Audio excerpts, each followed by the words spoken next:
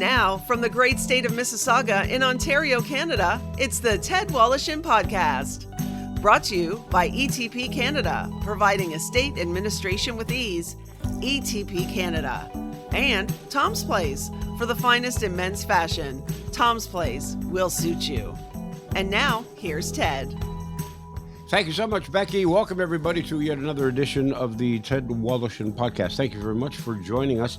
You know, it's not often that we interview the author of a book that was written literally 11 years ago. In 2013, the book Hotel Biz, The Story of My Life, was published. The author is a hotelier with many, many years of experience in some of the greatest hotels in the city of Toronto, and his name is Hans Gerhardt. He joins us today. How are you, Hans?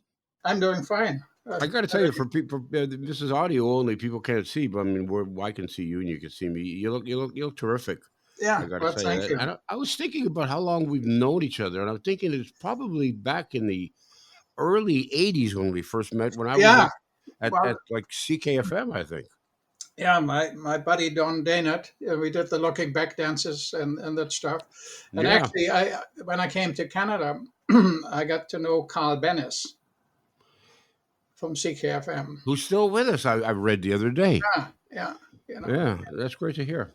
Yeah. Let's talk about we're going to talk about so many different things. I mean, obviously about your years as a hotelier as well. But before we do that, let's go back. You were born in Germany in 1941, and your father worked. Your father was a rocket scientist. No, a specialist. He was not a scientist. Okay, a specialist. He was more the engineering. What's the difference? Okay. The engineering side rather than the planning side. Was this something that he hoped that you would follow in his footsteps, or that you thought that you might? We were living. Werner von Braun was the boss of the Rocket Center, and Werner von Braun became later on famous, being captured surrendering to the Americans at the end of the World War, and starting NASA. Wow. So my father was not as fortunate. He was in the Russian sector of Germany, and he was captured for 7 years in Russia working on their space program. Mm-hmm. And long story, he was helped by the British intelligence to escape as he was working on a parts manufacturer in East Germany, and the British intelligence helped him to escape from there. And so when he came back into our life, I was 10 and a half years old. And, he was a stranger, and he was a very bitter man and not very healthy. and he had hoped that I become an engineer like he started out, and that didn't work out. So my sister, in the meantime, had immigrated in 1955 to Canada. And I said, can I visit my sister? So we had neighbors who were working in the merchant marine. And they said, why don't you work as a cabin boy on a ship? And that's how I came to Canada, to visit her. On a freight ship? On a freight ship, yeah. I was 15 years old. And that was not a good thing for my mother nor for my father, traveling the world. The first trip, I was home, was away for 11 months. Wow. And in total, how long did you spend working on the freight ship? 3 years. 3 years. Okay, so you're now 18 years of age. At this point, you're thinking to yourself, what am I going to do the rest of my life? Well, I was, as a cabin boy, they were kind of a steward serving meals and so on. And so when I came back, I went into a friend of my family, who owned a restaurant. So I was working part-time there. And then I went into an apprenticeship, at a real hotel. And the irony, the interesting part of that, the maitre d', Eugen Christian was his name. And he was a very unique character. And later, much later on, I found out that he used to be married to one of the secretaries of Hitler. Wow. And he was the advanceman to Hitler. So if Hitler traveled from one city to another, he would go ahead, check out the hotel arrangements, the parades, etc., etc. in there, and until he realized what was going on with Auschwitz and so on, and he wanted to leave, and they were trying to assassinate him in there, and that was another story. But he survived, and he was an interesting guy. I guess he must have had some fascinating stories to tell. That's for certain. Yeah, yeah, Was the first hotel that you worked for, at least in Toronto, was at the Walker House? that's correct. I came in December of '65, and I never had wore lederhosen, but there was still an Oktoberfest a couple of weeks to go when I Yeah. came and started at the Walker House. So I got my first pair of lederhosen. Now, paint me a picture. Paint all of us a picture of the Walker House. Where was it? What did it look like? What quality of a It hotel was was in the it? southwest corner of Front Street and next to Union Station, across from the Royal York. Hmm. And it was the oldest hotel in Canada at the time. And it used to be a railway hotel, where the porters, stayed. And the hotel was kind of, became more famous for the international restaurant complex.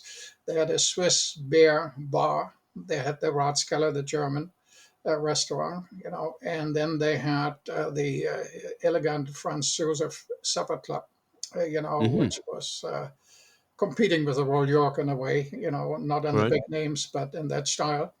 And it had Canada's first discotheque called Granny's. So the hotel was, if you go back in the 50s, this was a huge success. Yeah, it was a swinging joint. Yeah, yeah, and so on the weekends, there were lineups to get in. And so you worked as a waiter there for how many years? I was there for a year, and then the owner owned the Ascot Inn by opposite the Woodbine racetrack, which doesn't Hmm. exist anymore. The racetrack does, but the hotel, the Ascot Inn, and I became a maitre d' there. And from there, I went to the Hyatt Regency on Yorkville, which doesn't exist anymore, Right. which is is a You condo. you burned a lot of bridges behind you, didn't you? Well, I I just just were would say, coming to yeah. it. Then from there I went to the Sheraton Center, which is still operating. But from there I went to the Sutton place, which is now another condo. So my record is pretty good of closing hotels. Yeah, I was just going to say, don't hire this man. Your building won't be around 5 years after he Unless you leaves. want to build a condo. Now, the great thing, one of the great things, at least about you also went on to work for the old mill as well. Yeah, One of the great locations in the when city, the which is still around. when the Sutton place was sold, and well, there were a couple of issues at the time. Was the recessionary times in the 80s, and also the emerging of global hotel companies coming to Canada, and you have the Marriott's, which owns now most brands, from the Ritz to whatever Marriott Inns they have, and we as an independent, couldn't stand out there, in the global marketplace, and so these international companies, gobbled up the majority of the business coming to Toronto, and so when it was sold, the owners had different ideas, to eventually, converting it to a condo, and I was friendly with the owner of the old mill, who also owned the Constellation Hotel at the time, and he had the idea to build out of the ruins of the old mill to build an inn, Hmm. but it dragged on and dragged on for a couple of years, and I just didn't want to be a maitre d' at the old mill inn dining room, Hmm. so I moved on and worked for an investor, who was buying hotels which were in bankruptcy or out for sale, and then to clean them up and so on. So they were investing into two properties in the Bahamas, Nassau, and two properties in Jamaica. So I Uh-huh. was partially living in the Bahamas and commuting back and forth between the islands in there, so which was an interesting time, And again, you're dealing with hotels which are in bankruptcy, with staff which got stiffed by the previous owners, and so on. So it was not necessarily a joyous time, Yeah. until the hotels were cleaned up and rebuilt or reflagged. How much different is the hotel industry today than when you were at the Sutton place, say? Well, because of the mergers and acquisitions, Yeah. so there's very few independent hotels, Right. in Toronto or globally, because this referral system is so effective that they can kind of, you know, we kind of at the Sutton place, had a connection to the German hotel company Kempinski, and they were a famous old German Berlin hotel, where where Einstein used to go, and in the 30s and so on. And they survived the after war, and they had a hotel on the Berlin Wall, the Kempinski. They had a hotel on the main street in Kurfürstendamm, and so on. And they were bought up by Lufthansa, and I thought this would be an excellent connection because Lufthansa has had 2 to 4 flights, into Toronto, and so there were 150, 250 passengers in there. So I thought with a Kempinski and Lufthansa connection, this was work. And unfortunately, Kempinski had not expanded into the United States or the feeder markets of our business, i.e., Chicago, New York, etc., and Los Angeles. And so there was no association in the feeder market, which you need, and that relationship didn't work out. One of the great stories about your time at the Sutton Place Hotel was, I guess it was the first day you were working there, you met Sophia Loren. Yeah, and the funny thing was, obviously, the name was very well known to me, and she was actually making a very serious movie, about her daughter being caught up, or her son being caught up in the drug trade, and she was trying to get him out, and so she played this mother who had serious concerns about her son. Mm. And so between the shoots, I asked the production people if I can take a picture with her. And so I come up and I'm so excited to meet her, and she was very nice and quiet. And she said, I said, "This is my first day at the job. To meet you, wow." And she whispered to me, "Does this make me a virgin?"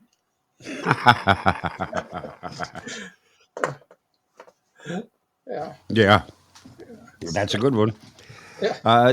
One of the great things about I mean, there's so many great things about the Sutton Place. It was a terrific hotel, but it was a headquarters for at the beginnings of the TIFF, the Toronto International Film Yeah. Festival. So you must have had tons of celebrities coming through every year in the fall. Yeah. I mean, we had, don't forget that the movie industry from the 80s was 50 million annual budget, company spending in Toronto, Mm. and it zoomed up to a billion plus. And the main reason was two. One was the exchange rate. The exchange rate was in the 33 or so percent for a US dollar. So if a production came with $1 million production, automatically it was 1.3 million, right? And the talent was cheaper, and the production cost was cheaper. And so at the time, I would go to Los Angeles 5, 6 times a year to LA, and I had a very good friend, who was working for a Hollywood Reporter, George Christie, and Right, of he course. helped me to introducing to the various people he knew in the production side. So I got the name out that we would take good care. We had one floor which was dedicated, to extended stay, and we had a butler living on that floor. So we had the Marlon Brandos and the Paul Newmans and Tom Sellecks and Steve Gutenberg, and we were part of movies, with some of them. I played myself in one movie, The Gentleman. Which movie? That was a kung fu segment of a television episode. Oh, the Kung Fu television show Yeah, with David Carradine. yeah. Right. But David Okay. Carradine was a character. He was an alcoholic, and and uh, and there were always problems with him in the bar. Being he had a partner, a lady partner, and she was actually the problem. David was nice and quiet and polite, but she was getting loud and so on. So I had to come down one afternoon. They were shooting in the neighborhood, and he was drunk, sitting in the bar and getting obnoxious, with her in a fight. So I came down and I said, I was living in the hotel, so I knew Yeah. all these characters. And I said, if you need anything, call me 24/7. I'm here. And I said, David, I said, I have to ask you to leave. And he looked at me and he gets up and I thought he's going to hit me. No, he had come in from the set with a huge dog, a wolfhound. And that Oh, was the cause I came there. But he was drunk on top of that. So okay. I said to him, David, I have to ask you to leave. This dog is scaring the people. And he said, he gives me the leash. Take him. And I said, no way. So he says, what do you want me to do? I said, I want you to leave. And he said, you know what I think on that? And I said, I want you to leave. So he turns around and he moons me. Oh, very nice. Very nice. Nice touch. Yeah, that wasn't the first time that happened to me. What from for other people moon you other People, than yeah, him? I got a whole band, I forgot now, one of the rock bands was there and they checked in and they were, I'm sure high, when they came in. Yeah. And as the bus arrived, I knew being in the hotel, I would come down to make sure, to welcome them. And they were just playing around on the lobby. And I went up to the band and I said to him, I said, can you guys just cool it down? He's saying, boys, and the commando. And all six of them stood there and moved me. So Very nice. I yeah, guess you didn't ask to get your picture taken with them then. no, I have No, no I didn't picture think of so. that. I had mentioned at the intro prior to our conversation how this interview came about, and it was a Facebook posting that you had done shortly after Norman Jewison passed away in regards to his maple syrup candies. Can you tell that story? Yeah. No, well, Norman had a farm where he had his, cattle. He was some famous, cattle, in there. And but he also had a maple leaf farm, and Norman so often had some of his people staying with us, some of the movie stars, etc. And and so I had been to his farm on a couple of visits, I think it was up and in I said, Caledon, wasn't it? yeah, and Yeah. I said to him, I said, I want to buy some of these candies you make, and I put a little story. We had a turn down letter, what we call it. So we would make up your room twice a day, and then at bedtime we would turn it over and we put a maple leaf candy on this letter, which kind of was saying welcome again and the weather and attractions in Toronto at the time if there was a race going on or whatever. And I sang, and this candy is from the famous movie director Moonstruck, etc., Norman Jewison, and Sweet Dreams, and we put these candies on there, Hmm. so yeah. And so was there a prince from the Arab Emirates staying at one point, and he wanted to take some of those candies back with him? Is that what the Yeah, story? the King of Jordan. King of Jordan. Yeah, he when they were leaving, he called me up to his suite, or his, not he, one of his people, and I came up, and he just wanted to thank me, so he gave me a watch, with his logo on the golden watch with his logo on it. I still have it, Very nice. and he said, I want to buy some maple syrup. This story intrigued me with the candy, and I said to him, I said, how much for 100 gallons in there? He had his own plane, obviously. Yeah. And I said, let me go. So I called Norman, and and he put me on to his farm manager, 100 gallons. He said this was the end of the season, and they had sold off most of this to this conglomerate, which Yeah. bought out the maple syrup. And so we came up with like 30 gallons or so, and Yeah. then it was a matter of time, right, to get it right away down, to the aircraft, So yeah, Well, I guess he wouldn't have to worry about clearing customs once he got home. I don't think so. No, I don't think so either. Ted Woloshyn returns in a moment. I've had the great fortune to say that I've been associated with one of Toronto's finest names in men's clothing for more than 25 years. Tom's Place. Founded by Tom Mahalick's father in 1958, Tom's Place offers brand name men's apparel at unbeatable prices. But more than that, they boast a long-serving, knowledgeable, and friendly staff that can assist you whether you're looking for casual or formal attire. And they have plenty of first-class tailors on site. In addition, Tom and his family are well known for their philanthropic work. So if you're looking to deal with great people who can fulfill your clothing desires at outstanding prices, do yourself a favor and visit Tom's Place. They're open weekdays from 11 to 6, Saturdays 10 to 5, and Sundays noon to 5. You'll find Tom's Place at 190 Baldwin in the heart of Kensington Market. Or check them out online at toms-place.com. Tom's Place will suit you. Have you been tasked with the role of a state executor or expected maybe in the future you will be? Well, if so, let me make your life a lot simpler by introducing you to my friend Debbie Stanley. Debbie is the founder of ETP Canada. They specialize in estate administration. Their goal simply is to help Canadian executors understand their role and how to deal with the loved one's estate. Let's face it, there's no school for this, but ETP Canada offers services such as executor support, estate accounting, and they have a new online course called Executor Ready. It's an engaging video designed to make estate administration easier and affordable. And those are two comforting thoughts during a stressful time. So call Debbie Stanley at 1-866-309-0387. That's 1-866-309-0387. Or you can get her at info@etpcanada.ca. That's info@etpcanada.ca. Now back to Ted Woloshyn.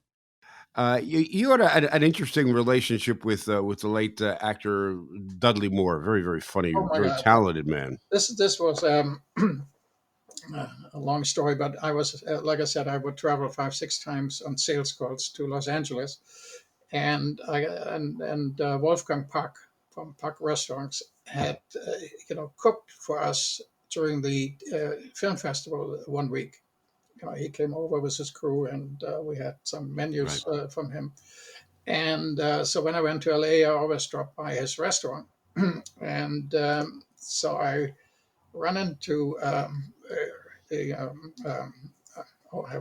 Robin Leach, and I was going. Lifestyles of the Rich and Famous, for people who remember that show. I'm sorry, Right. yeah, and so I was going that year to Rio de Janeiro to attend the leading hotels of the world convention, and there were 360 luxury hotels, and we were the one in Toronto. And so when I was leaving, Robin came in, and I said to him, I said, Robin, and Wolfgang Puck introduced us, and I said, Robin, I said, you're, I just thinking of you, me going to Rio de Janeiro, you should come down to the lifestyle with the lifestyle of the rich and famous, should do a segment of all these famous hoteliers or famous hotels from around the world. He said, that's a great idea. And he said, he gives me his card and dropped me a line. And we had George Christie, my friend, had arranged dinner that evening with Dudley Moore and Brogan Lane, his fiancée, and Robert Stack. You remember the actor, From the Untouchables. And his wife Rosemary. And as we are leaving, Dudley said to me on the parking lot, he said, that will never happen, that Robin will come down and do a show. I said, Dudley, if it happens, you have to come in and play the piano for me, during film festival. So we shook hands. 8 months later, I called him up. I said, Dudley, I'm in Rio. you have to play the piano. So we did 6 sold out shows, and you know.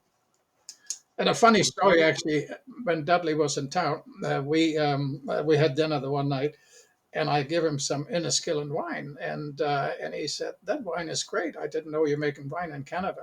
And I said, "Well, a friend of mine, Donald Giraldo, started this winery in Inniskillen," and he's saying, "I've never been to Niagara Falls." I said, "Why don't we go tomorrow? You know, we have a driver and we go out." So Dudley and I went to the winery, and then we went to Niagara Falls. You know, and we're standing on the falls, and there's about 5 buses with Japanese tourists. And there's this guy on a stepladder with a megaphone, and he going Hmm. on Niagara Falls and Japanese Niagara Falls and so on. And all of a sudden, we're in the back of these 250 people. And he said, "Dudley Moore," and 250 cameras turned around. And I said to Dudley, I said, "You want to have your pictures taken or run?" Yeah, good one. So we were running towards the street where the car was waiting, and the 250 tourists came running after us. Your connection with Hollywood and all these stars is quite ironic because you got into some trouble with the Academy of Motion Picture Arts and Sciences, the people who present the Oscars. Yeah, the Academy. Yeah, no, I came. We had so many movie stars, you know, in the hotel, and I mentioned some of the names, you know, and there were so many, and like I said, you know, movies were shot, you know, in the hotel, and you know, and so we had this huge number, and then I said I came up with the idea to use the Oscar statue done by computer, you know, with all the names of the stars. And the Hmm. title was Thinking of You. And on the one side, we had this butler who was quite famous, you know, with the people, you know, with the guest, and myself and Tails, you know, and then we taking our top hat off and saluting the statue, you know, of Right. all these names in there.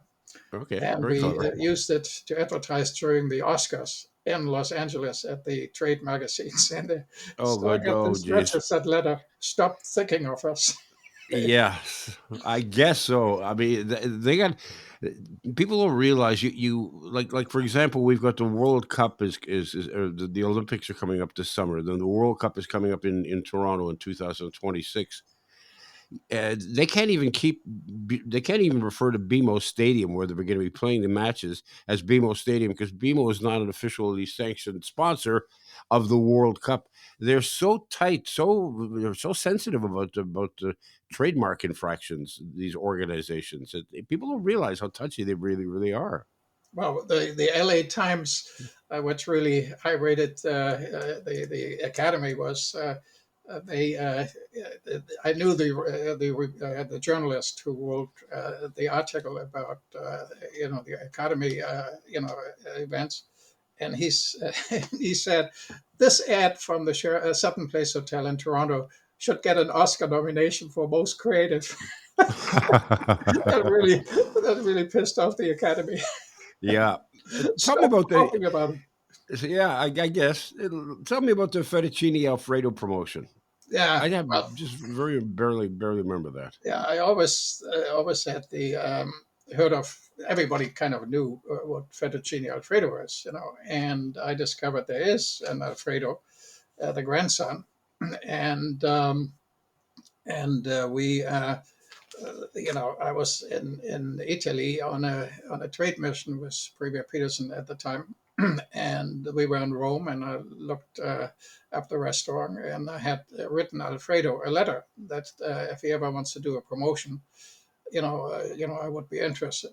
So I didn't get a reply, so I went over to the restaurant, and so as I come in, and he looks at my card, "Hans Gerhardt, you must be German." I said, "I am." He said, "My girlfriend is German. She tells me what to do."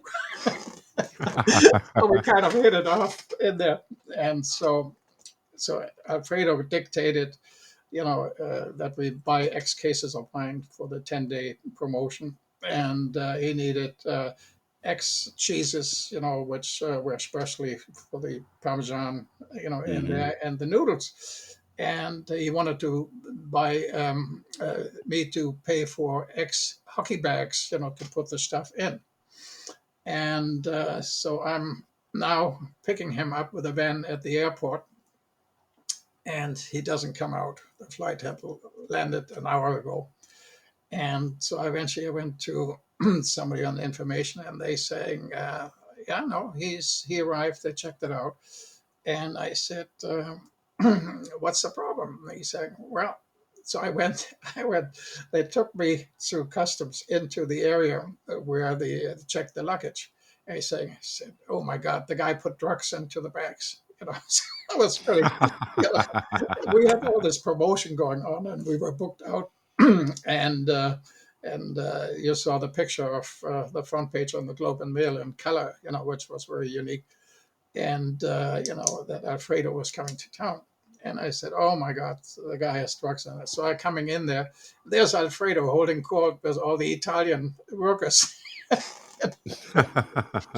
So I was kind of relieved. There was nothing funny going on. So he was good fun to work with. What was it like dealing with security issues with some of these celebrities that you would have? Because it was not just movie stars and Well, musicians, heads some of that state. mooned you came, but a lot of politicians as well stayed Yeah. at the Sutton Place or at the Sheraton Center as well. Well, Helmut Kohl, the Chancellor of Germany at the time, Hmm. stayed with us, and his wife Hannelore. And we had sharpshooters lying on the roof across the street from us, because Wow. there were so many threats going on, against Germany at the time, and they were concerned that this may transfer into his travels in here, and. So the one night we had this table in the kitchen, which was called the chef's table, and where the chef would Right. create 6 or 8 different little courses, just morsels to taste unique, items. And so one evening, Hannelore Kohl came back, and she was at a separate function from him, and she said, "Don't you ever sleep?" And I said, "No, I'm having dinner." And the chef's table. So she came in, and we had a bunch of actors there, and so she joined us. She was kind of the opposite of Helmut Kohl. Helmut was very dry and very proper, and she was the one who liked to laugh, Hmm. and so anyway, and my wife was there, and so she said, "Oh, it's a shame that we are in Canada and I can't go to Niagara Falls." And I said, "Well," I said, "my wife can take you there tomorrow." So they went to the CN Tower, which she liked, and there were some German tourists there, and she was very much liked in Germany, Hmm. and so there were 2 security guards with them, and then they went on to Niagara, Falls, So she was a wonderful, person to get to know. Hans Gerhardt's book is called Hotel Biz: The Story of My Life, and I would be remiss if I didn't mention that you dedicated the book, and I'll read the dedication. It's dedicated to our son, Ralph Gerhardt, whose life was so dramatically taken on 9/11 while working at the World Trade Center, Tower 1. I remember when that happened, and I remember talking to you shortly after that, and not being able to understand what it must have been like, because it's one thing to lose a family member, but you should never lose a child. And on top of that, it's almost like for the next year, not a day went by when you didn't see images of what had happened there. Yeah. How did you get through that, you and Helga? Well, the wonderful thing was that we had a very loving relationship with him, and and that year, I was diagnosed with cancer, and I had an operation successfully, and I was, had left my job, and I was kind of convalescing, but I had the time on my hand, so I went twice to New York to visit him, Hmm. and he had come to Canada to visit us when I was in the hospital, and then it was Helga's birthday in July, and he had come back again, and and I went for another reason. I went on business to New York in August. So ironic, we saw each other 5, 6 times of that year, Hmm. and